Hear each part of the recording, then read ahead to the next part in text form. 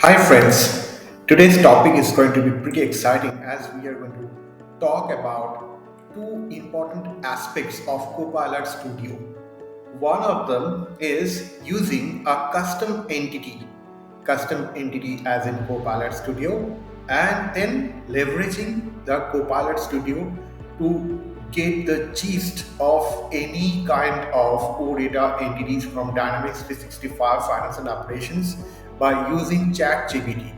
So here you go by coming to the home page, and from home page you can launch your agents that are actually part of your instance. So, for example, if we go to Copilot for Finance and Operation Apps, and from here we can go to the settings button. If just in case it's not available, you can find it right out here. So, if we go to settings, so you can find out here the entities list out here, the entities that are already in place, which are already built-in entities, as well as you can also create your own entities. So for now, you could see there is a long list of entities like files, languages, monies, number, ordinals, organization. So many things are already there.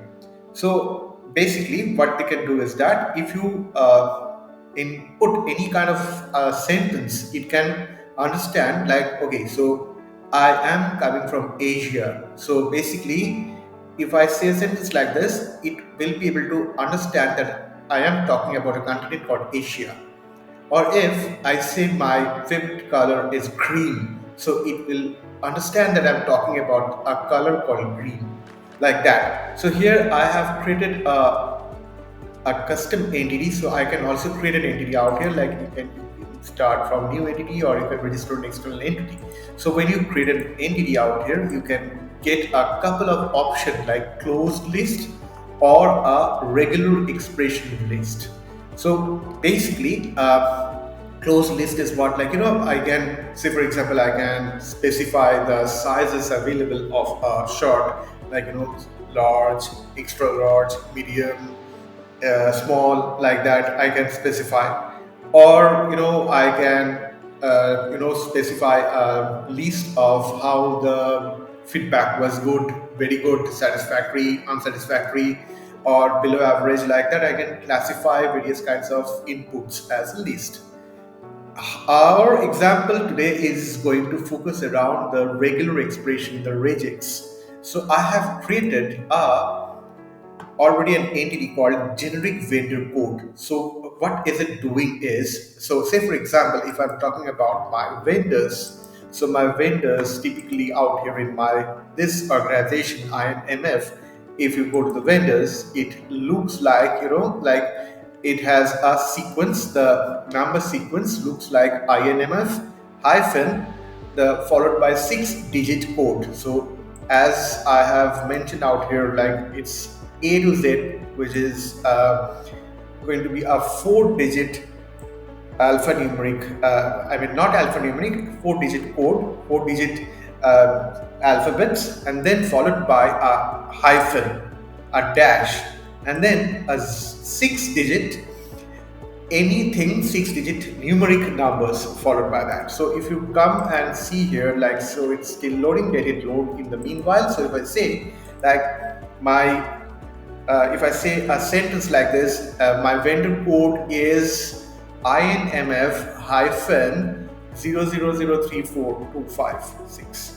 So if I say like that, it's going to understand that I am talking about vendor code, and it should be able to extricate that vendor code out of that sentence. Exactly, that's what we are going to do. So it's still loading, let it load, no worries. And so that's what I've done in my, I've created a topic called get vendor details. So I have started with a trigger saying that, can you tell me details for a vendor, or need vendor details, or can you get all the pardon my typo out here. I can I'm saying that, can you get all the details for a vendor, like that. If you question like this, it should start this topic. It should start the flow. So the next question is, it's going to ask you back, please provide the vendor code. So when you ask the vendor code, it is basically saying that it is identified of type generic vendor code, which I just have printed out here. This one. So it is basically pointing out to here and storing the same in a variable called vendor code. Next, I am asking questions like, can you tell me the legal entity of this vendor, or do you remember the legal entity? These are the different question variations which I can keep on adding out here.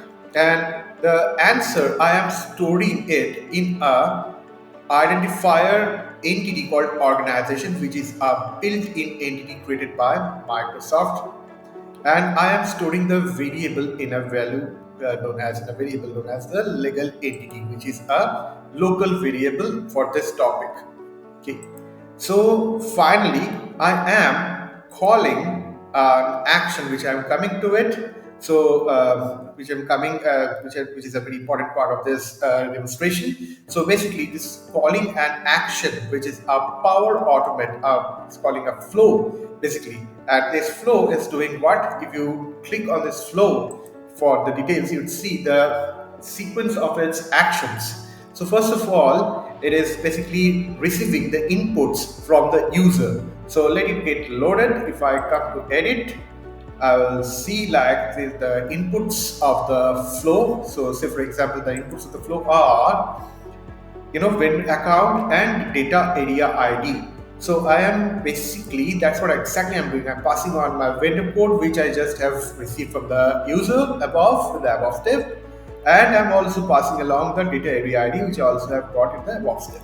So when these two variables are passed on here, so it is, the rest of the part is very much mundane. Like I am basically updating the HTTP token out here, which is basically passed on to the next, where I'm parsing the response and obtaining the access token out of it. And then I am calling my Dynamics 365 finance and operation.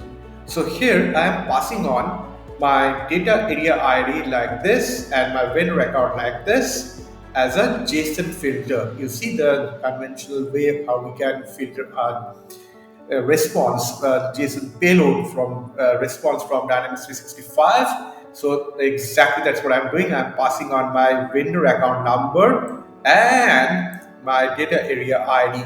So this is my data area ID. I'm passing on the input that I've received from this step, and then I'm passing on the bearer token variable which I have got in the inbound step. Till here, you all know about it.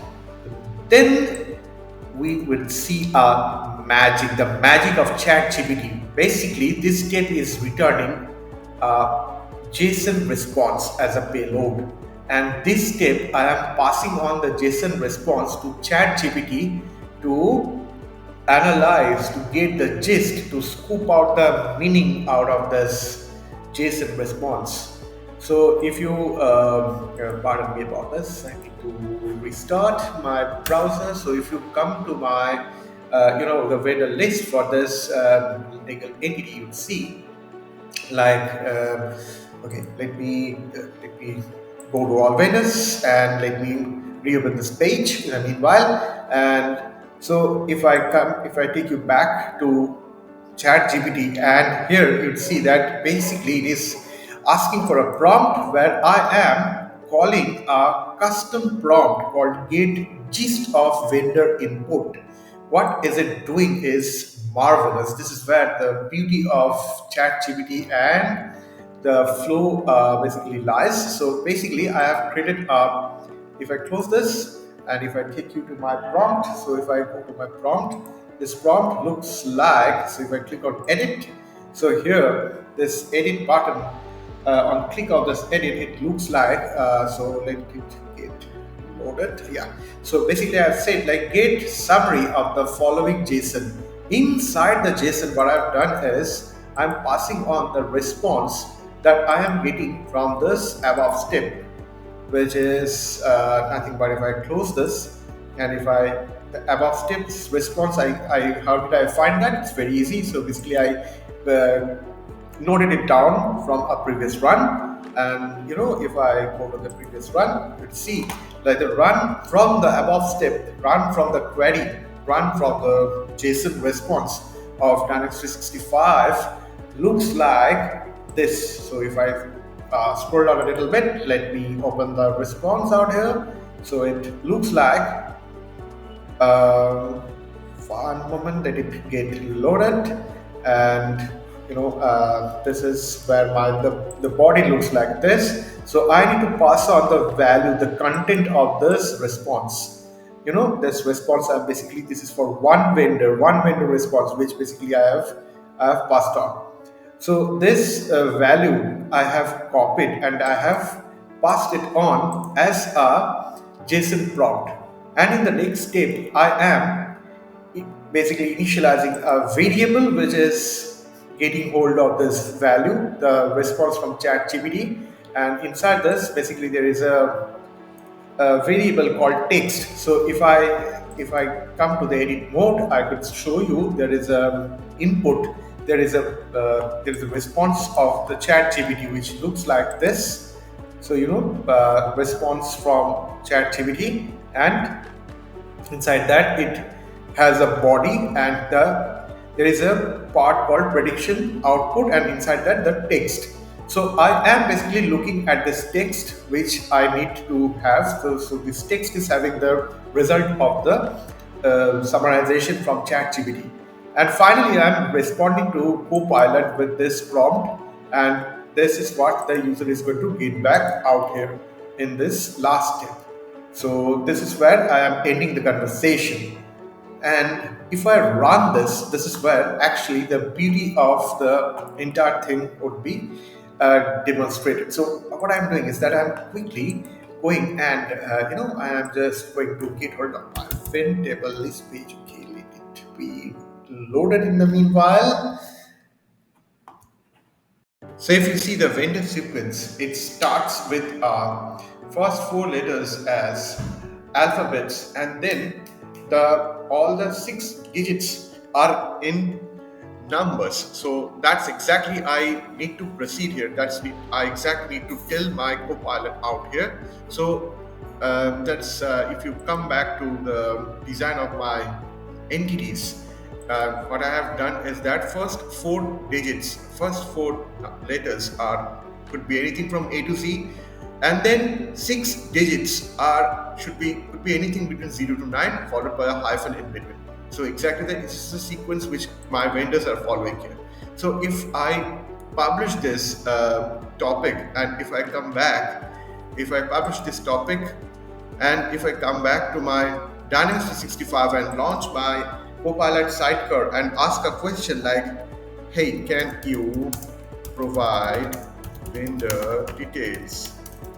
So it's going to ask me back the vendor code. So let's try, like, this vendor guy. If I copy this vendor code, any one of them, and if I say, this is my vendor code. So this is where the beauty of the entity creation lies. So it's going to understand that entirely, not this entire response is the vendor code, rather this part is the vendor code only. It's understanding, it's interpreting.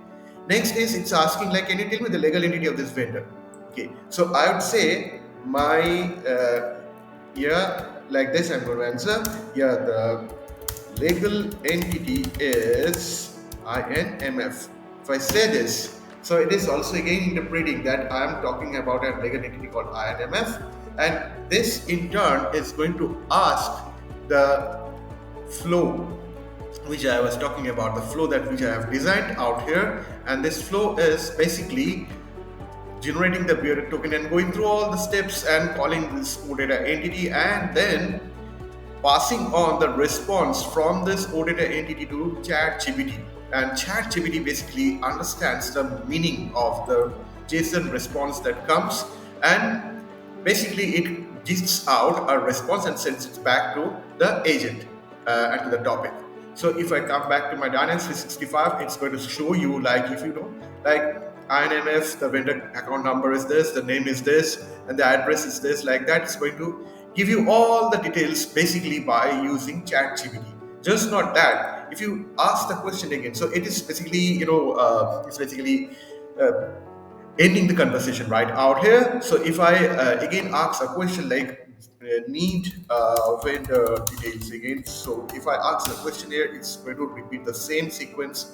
Please provide the vendor code. So if I say a question like this, like my vendor code is something gibberish value I'm giving. Okay, so if I ask this, it won't be able to understand. And this again asking the question back, please provide the vendor code.